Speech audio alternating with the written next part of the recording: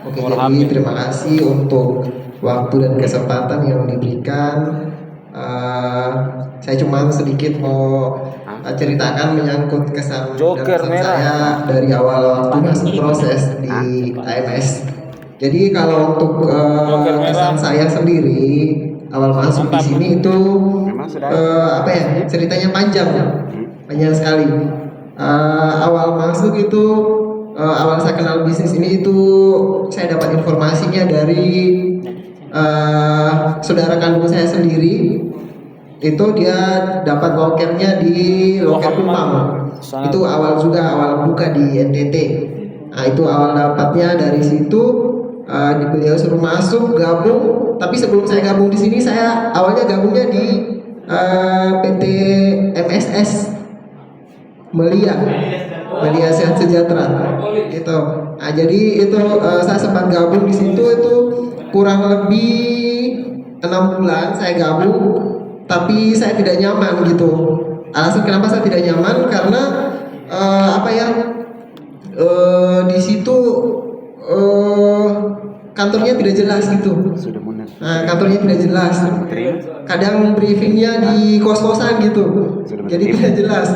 Nah, jadi saya tidak nyaman. Terus yang kedua, di situ juga orang tua saya juga tidak dukung. Termasuk kakak saya sendiri itu tidak dukung juga. Ketika saya sudah melamar di sini, saya gabung di sini itu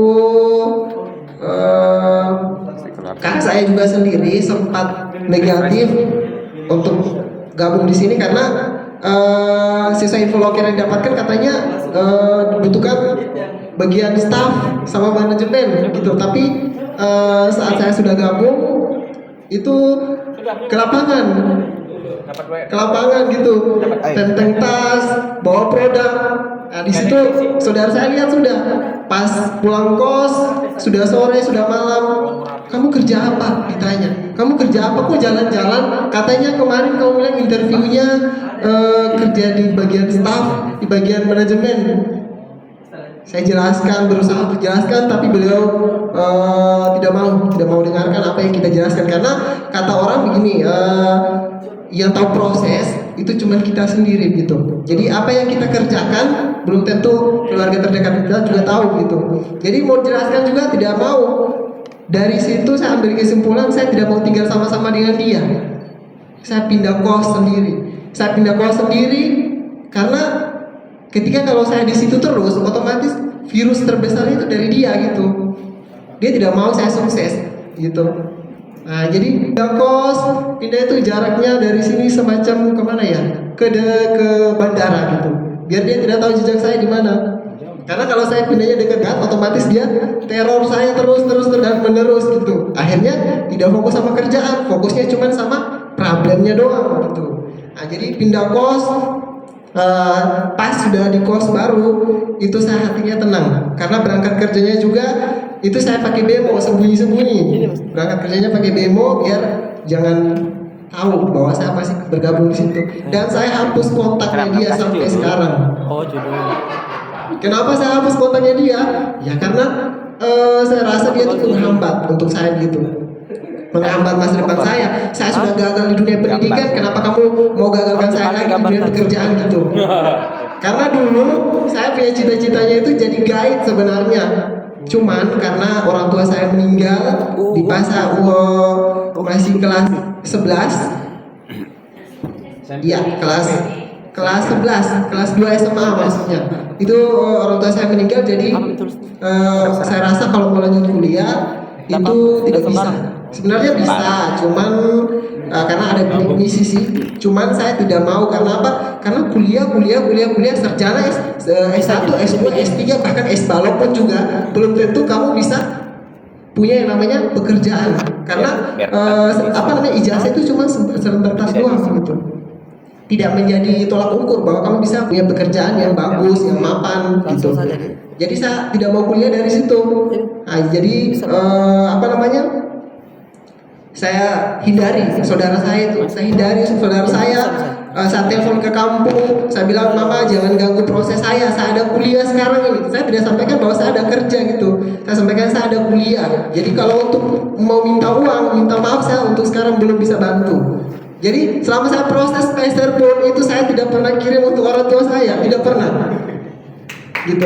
Saya tidak pernah. Saya bukan mau bukan mau tidak mengutamakan orang tua saya, tapi kata promotor saya dulu, yaitu Babe Fadi sendiri, utamakan dulu prosesmu gitu. Jadi bukan kita mau menduakan gitu. Untuk selagi kita masih proses, utamakan dulu prosesmu gitu. Karena orang tuamu tidak selamanya ada dengan kamu di situ gitu. Kamu tidak tahu kapan dia ada, kapan dia tidak ada gitu. Jadi jangan jadikan sugesti bahwa orang tua saya yang membesarkan saya, orang tua saya begini-begini sehingga saya jadi begini-begini. Tidak. Masa depanmu ada di tanganmu sendiri, jadi kamu yang mengatur. Begitu. Jadi selama saya proses tidak pernah kirim uang. Cuman yang kemarin setelah saya sudah setelah saya sudah promosi asisten manajer, itu saya sempat kirim 500.000. 500.000 aja. Saya pas sudah promosi naik ke manajer kemarin, itu saya tingkatkan. Saya kasih naik ke 1 juta. Kenapa saya kirim cuma sedikit doang? Karena mama saya sendiri saja, bapak saya sudah meninggal. Saudara saya yang pertama sudah punya suami, yang nomor 2 sudah kerja di PLN juga.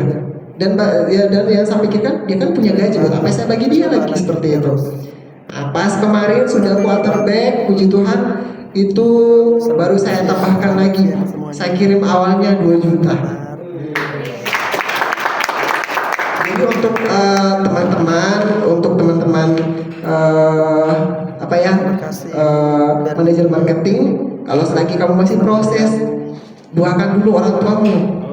Tunggu sudah jadi, utamakanlah orang tuamu. Jangan utamakan pacarmu. Jangan utamakan pacarmu. Jangan utamakan sahabatmu. Ketika kamu sudah jadi, utamakanlah orang tuamu. Jadi untuk kesan saya awal masuk sini itu sebenarnya ceritanya panjang sekali. Dan proses saya itu tidak cepat. Proses saya tidak cepat. Gitu. Kenapa tidak cepat? Karena dulu memang saya malas. Malasnya itu luar biasa loh. Kenapa saya malas? Karena banyak orang di sekitaran saya yang langgar aturan. Gitu. Aturannya gini ya, pada saat di in-house nih, aturannya gini loh, aturannya gini Pak, Bu. Ketika kita bergabung, tapi yang dijalankan lain gitu, beda gitu. Jadi negatif, jadi sampai ke lapangan mindsetnya terganggu, tidak jadi fokus pitching. Karena saya ini orangnya memang sensitif dengan yang namanya aturan-aturan itu. Kalau sudah dibuat, otomatis harus kerjakan sesuai yang kamu jelaskan. Karena orang bilang kata-katamu adalah kualitas dirimu gitu. Jadi itu saya sempat negatif. Jadi kenapa saya proses lama? Karena saya banyak negatif dulu gitu. Saya tidak mau ikut-ikut hal-hal yang menyimpang gitu. Kalau ada yang seperti itu saya maunya di-clear. Memang gitu, karena kita yang buat, kita yang enak, sedangkan orang yang di bawah kita gimana gitu. Apakah kamu tidak punya pemikiran, kamu tidak punya hati nurani bahwa dia itu sebenarnya sakit, dia juga punya kemauan sama seperti mau jadi seperti kamu juga. Saya juga mau jadi owner, saya juga mau jadi manajer. Berarti mau tidak mau ya kamu harus jadi panutannya dulu gitu. Jadi proses lama itu, yang pertama saya malas, yang kedua negatif, yang ketiga karena memang saya belum kuasai sistemnya gitu. Karena untuk menurut saya, kalau prosesmu mau bagus, mau cepat gitu, itu minimal kamu kuasai sistemnya dulu, teorinya dulu gitu. Karena ketika kamu sudah kuasai teori, otomatis kamu bisa mengeksekusinya gitu. Nah, jadi proses saya dulu itu kurang lebih, saya di lapangan itu dulu kurang lebih 2 tahun. Bukan kurang lebih, tapi pas 2 tahun saya proses dulu gitu. Dan saya promosi dari asisten ke manajer memang tidak lama, karena mungkin memang saya sudah lewati banyak tantangan ketika saya proses. Sudah lama juga, banyak sekali tantangan yang saya dapat. Dipukul, diusir, disirami di lapangan, banyak sekali. Jadi ketika kamu dapat tantangan, itu jangan jadikan itu sebagai sugesti untuk kamu tidak mau maju gitu.